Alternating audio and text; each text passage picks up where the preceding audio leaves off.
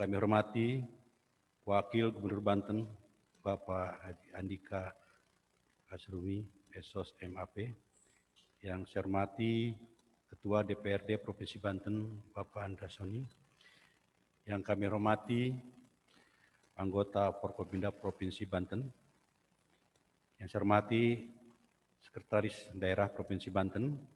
Yang saya hormati para pejabat Eselon 1, Eselon 2, lingkup Kementerian Lembaga dan Pemerintah Provinsi Banten. Yang kami hormati para kuasa pengguna anggaran Satuan Kerja Kementerian Lembaga, disampaikan secara simbolis kepada Sekretaris Daerah Provinsi Banten.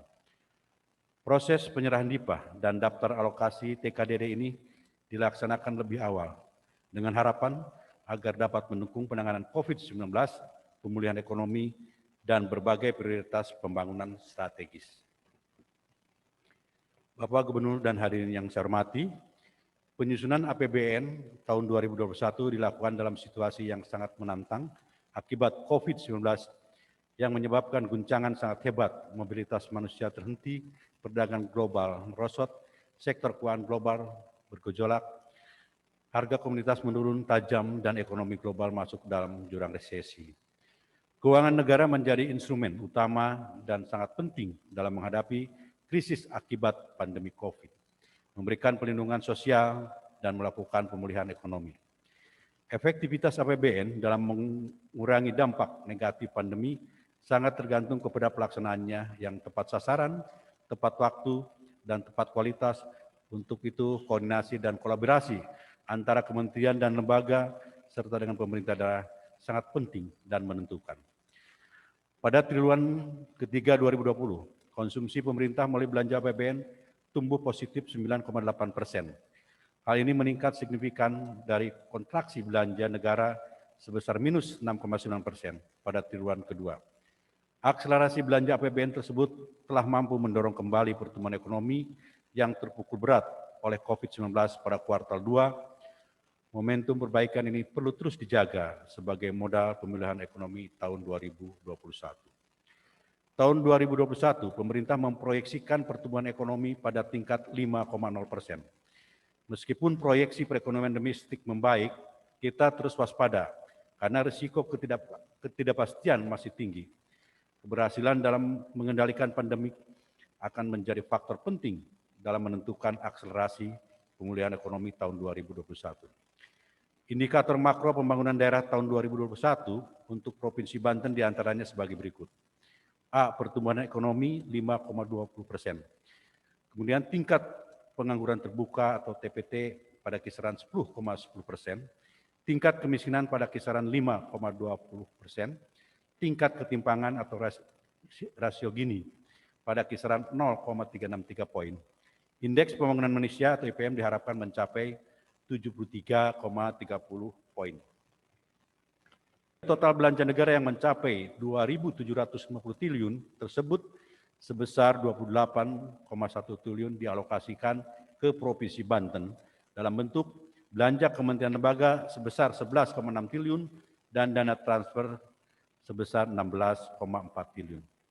Anggaran alokasi belanja kementerian lembaga untuk Provinsi Banten sebesar 11,6 triliun, sekitar 41%, akan dialokasikan kepada 38 kementerian lembaga yang terdiri dari 373 satuan kerja dan disalurkan oleh 3 kantor pelayanan perbendaharaan atau KPPN lingkup Kanwil Ditjen Perkebunan Provinsi Banten, yaitu KPPN Serang, KPPN Tangerang, dan KPPN Rangkas Bitung. Alokasi tersebut terdiri dari pagu belanja pegawai sebesar 3,8 triliun, belanja barang sebesar 4,3 triliun, belanja modal sebesar 3,5 triliun, belanja bantuan sosial sebesar 12,1 miliar. Alokasi pagu tersebut berasal dari sumber dana antara lain rupiah murni, pinjaman luar negeri, hibah luar negeri, Badan Layanan Umum atau BLU, dan surat berharga syariah negara SBSN dan penerimaan lainnya.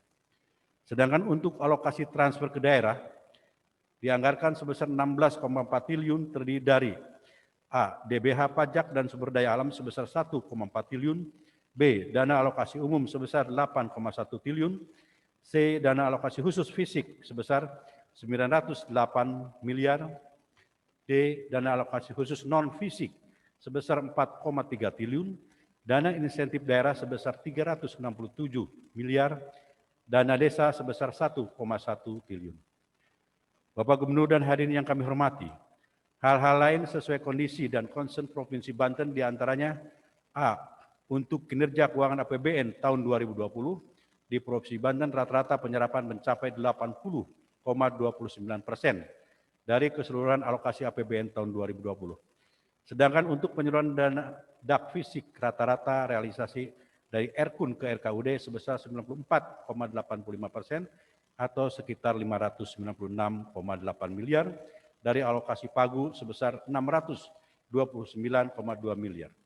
Sementara penyaluran dana desa rata-rata realisasi penyaluran dari rekening kas umum negara ke rekening kas daerah sebesar 84,22% atau sekitar 934,1 miliar, dari alokasi PAGU sebesar 1,19 triliun.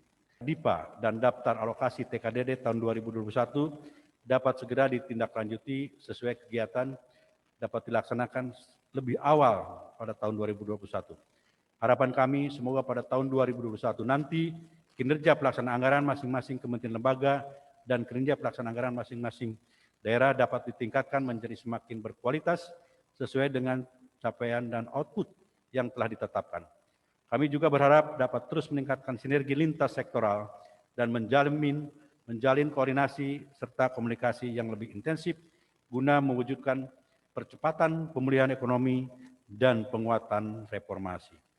Demikian yang dapat kami sampaikan. Kami mengucapkan terima kasih kepada yang terhormat Bapak Gubernur dan jajarannya atas bantuan dan kerjasamanya dalam menyelenggarakan rangkaian acara hari ini.